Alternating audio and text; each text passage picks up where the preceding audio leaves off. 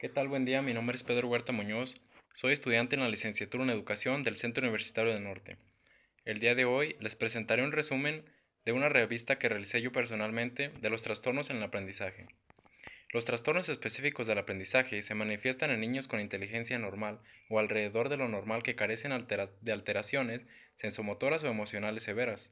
A pesar de que su ambiente sociocultural y educacional es satisfactorio, no logran un rendimiento escolar oportuno y presentan reiteradamente dificultades en ciertas áreas del aprendizaje, trabajando así de manera apropiada en unas e inapropiada en otras. El primer trastorno que tenemos, trastorno en el aprendizaje, es el TDAH, es el trastorno por déficit de atención e hiperactividad. Este es una afección crónica que afecta a millones de niños y a menudo continúa a la edad adulta. El TDAH incluye una combinación de problemas persistentes tales como la dificultad para mantener la atención, hiperactividad y el comportamiento impulsivo. Y pues aquí se muestran algunos de los síntomas. Tenemos síntomas de comportamiento, de estado de ánimo, cognitivos y también comunes. ¿Cómo saber si un niño tiene TDAH? Los padres deberán acudir para que se les haga una entrevista en profundidad, llamada historia clínica. El niño o adolescente deberá acudir como mínimo a 4 sesiones de 1 hora de duración cada una de ellas para que se les aplique una serie de test. ¿Qué sucede en el cerebro cuando hay TDAH? En los niños con TDAH, bueno, pues principalmente el TDAH les afecta rutas o la zona de la red frontoparietal. Esta juega un papel clave en la toma de decisiones y el aprendizaje de nuevas tareas. La discalculia es otro de los trastornos que tenemos. Esta es una dificultad específica en el proceso de aprendizaje en determinadas operaciones matemáticas o aritméticas. Y pues aquí vienen algunos de los síntomas. No los voy a leer para hacer un poquito más rápido esto. Los tipos. Tenemos tipos primaria, secundaria, la dismétrica y la espacial. Consecuencias de la discalculia. La discalculia presenta alteraciones en diferentes habilidades como la atención focalizada o concentración, la atención dividida, la memoria de trabajo, la memoria a corto plazo, la velocidad en procesamiento y la planificación. ¿Cómo afecta la discalculia en el cerebro? Afecta de forma negativa a la agilidad mental y el niño presenta problemas de concentración. Y aquí en las imágenes se presentan las áreas que afecta la discalculia al cerebro. La dislexia, este es otro de los trastornos de aprendizaje. Este es un trastorno de aprendizaje que supone la dificultad para leer a raíz de problemas para identificar los sonidos del habla y para comprender cómo estos se relacionan con las letras y las palabras. Los síntomas son, los signos de la dislexia pueden ser difíciles de reconocer antes de que tu hijo comience a ir a la escuela, pero hay algunas señales tempranas que pueden indicar un problema. Una vez que el niño alcanza la edad escolar, es posible que el maestro de tu hijo sea el primero en notar este problema.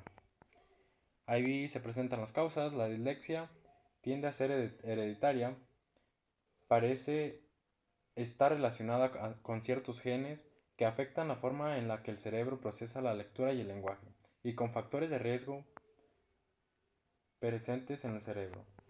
Bueno, ¿cómo funciona el cerebro de alguien con dislexia? Las personas con dislexia tienen conexiones alteradas en dos áreas del hemisferio izquierdo, relacionadas con el lenguaje, la temporal izquierda y una zona parietal especializada en unir la letra y el sonido. Los disléxicos ven afectada su coordinación motora, el cálculo mental, la concentración y la organización personal. El autismo es otro de los trastornos del aprendizaje. Este forma parte de los llamados trastornos generalizados del desarrollo, y en estos trastornos no solo se produce el retraso del desarrollo, sino un desarrollo atípico con amplia alteración de las funciones.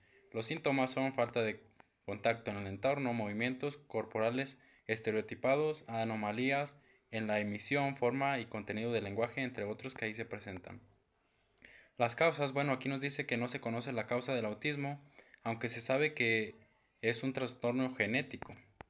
¿Cómo se trata el autismo? Aquellos pacientes que tienen acceso temprano a tratamiento multimodal mejoran significativamente, perdón. El ambiente debe ser altamente estructurado e incluir profesores de educación especial.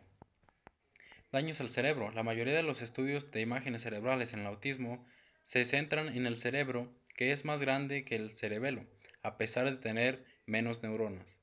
Esto es en parte una función de la forma única e irregular del cerebro, que es difícil de analizar con técnicas de imagen convencionales. Y bueno, ahí en la imagen se muestra un cerebro normal y un cerebro con autismo, que es totalmente diferente. Los trastornos del lenguaje es otro de los trastornos del aprendizaje. Los trastornos del lenguaje son alteraciones que dificultan la comunicación oral, tanto para hablar como para entender lo que otras personas dicen. Los trastornos pueden ser de tres tipos: trastorno del lenguaje receptivo, trastorno del lenguaje expresivo y trastornos mixtos. Los síntomas que presenta este trastorno es la dificultad para adquirir y usar la lengua hablada, escrita y gestual, tener problemas con el vocabulario, la estructura de la oración y el discurso, dificultad para seguir instrucciones o organizar pensamientos y la dependencia de frases cortas, sencillas. Las consecuencias. El trastorno específico del lenguaje puede afectar el habla, la capacidad para escuchar, la lectura y la escritura de los niños. También se le puede conocer como el trastorno del desarrollo del lenguaje, retraso del lenguaje o disfalia del desarrollo. Los daños que puede causar al cerebro. Las principales áreas cerebrales relacionadas con el lenguaje se encuentran en el hemisferio izquierdo en la región perisilviana. Estas son las áreas de Broca, Wernicke, circunvoluciones supramarginal y angular, ínsula anterior, el polo y las circunvoluciones segunda y tercera de ambos lóbulos temporales. Conclusión: se puede concluir que si bien existen niños y niñas con ciertos trastornos, será el cómo se trate, se eduque, se desarrolle y se potencie el aprendizaje de los educando con trastornos. Muchas gracias.